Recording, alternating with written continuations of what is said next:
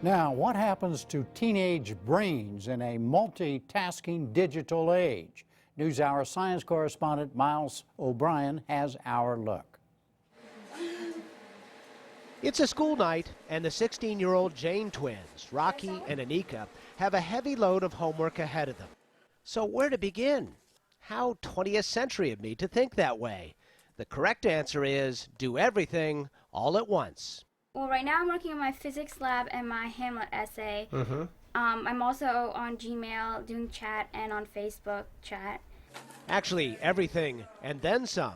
I'm doing my math homework. I'm editing an article for the newspaper, and then I'll worry about the other stuff later. So you've got the Facebook, you have some chats going? Yeah. And then you've got three kinds of homework that you're working on at the same time? Yeah.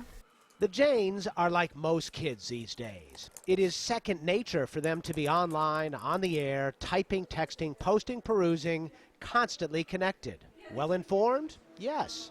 But perpetually tempted and, well, to my eyes, distracted. It's kind of addictive. It is, yeah. Like, I know it's bad. I know I shouldn't be chatting with people because it's there, you know, to utilize your resources.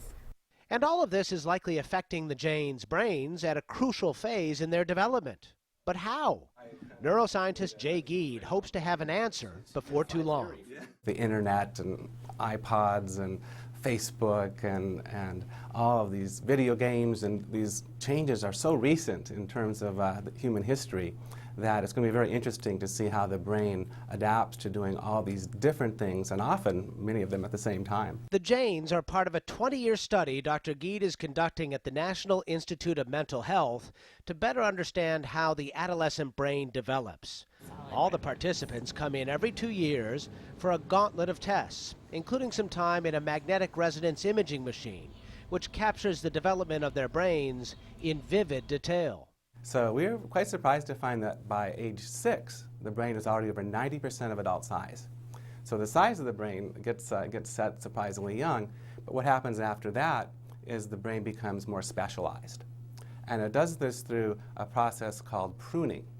It's kind of the gardening metaphor of eliminating extra connections. The prime time for pruning is adolescence. Connections that are used are strengthened, those that are not are disconnected. This is the time when human beings learn to live independently in their environment. 10,000 years ago, teens would have been learning how to stay warm, what berries to eat, or how to hunt. Today, they're learning how to drink from a technological fire hose. And in fact, in their adult jobs, they may be doing a lot of multitasking. But the other side of that coin is, will they become less good at focusing on one task, of being able to do one thing really well? This is something I think a lot about when I'm not distracted by my own multitasking. Why? Well, because of these tech-savvy characters with voracious appetites for the online smorgasbord. That's my 18-year-old son, Murrah. Oh, suck it. Yo, dude, I have 16 kills. Answering the call of duty with his pal, Dylan. Murrah wins! How you doing? On the other side of the apartment is 16-year-old Connery, who presides over a nonstop virtual salon. She and her coterie connect via text, instant messages, Facebook, and video chats. Are you doing homework, Connor? No. Not even close? No. What are you doing? I'm looking at funny pictures on Facebook. Watch what happens when I try to interview her. Here's a big question, though. You think that, of course, with our chat, it kind of helps, but, like, for example, like, what were you just doing? Just checking my texts. What were you checking? I was just checking my texts and the time.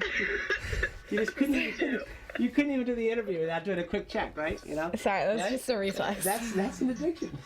What have we wrought? Well, try this term on for size. Digital natives. Digital natives are essentially young people who grow up with the technology 24/7. Their brains are wired to use it well, use it effectively. Gary Small is a psychiatry professor at UCLA and co-author of iBrain, Surviving the Technological Alteration of the Modern Mind. He says we're creating a generation of technology addicts, for real. You see, every time we do something new and fun, our brain rewards us with a jolt of a chemical called dopamine.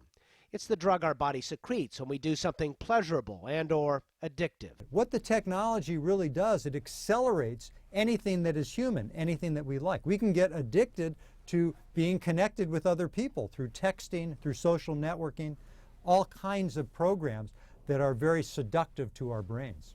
It is seductive no matter what the age, but is it efficient? Can we really multitask? Well, yes, with a caveat. We can do it, but at tremendous cost. You can't do two tasks as well as you can do each one separately. Neuroscientist Marcel Just is doing some groundbreaking research on the human brain at Carnegie Mellon University.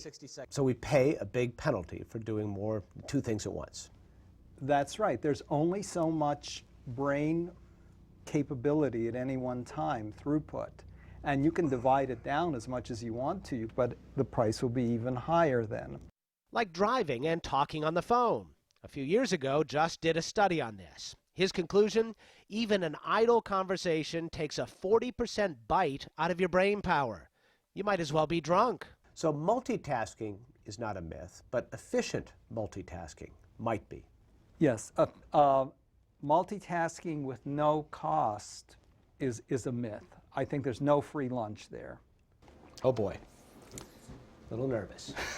But some people are better multitaskers than others, and it is harder for us non-digital natives, which is what brought me to Carnegie Mellon for a multitasking challenge. With headphones on, I tried to correctly answer a series of simultaneous questions like these. The song America the Beautiful was written by the famous popular musician Mariah Carey. There was a lot on the line here. I consider myself a good multitasker. You really should be if you're going to fly airplanes, as I do. So if I flunked this test, I would never hear the end of it. But only 40% of the students in the initial study passed. So 100% on left and right, and 93% on dual. 93 on dual. So you got it. Phew, enough to save multitasking face and get me into the functional MRI, which images blood flow in the brain to show which areas are in use.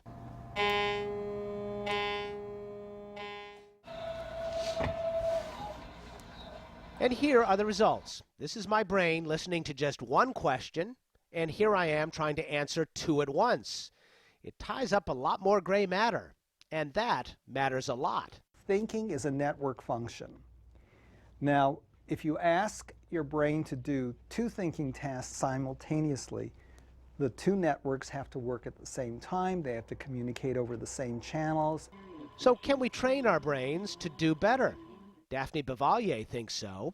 She is a professor in the Brain and Cognitive Sciences Department at the University of Rochester.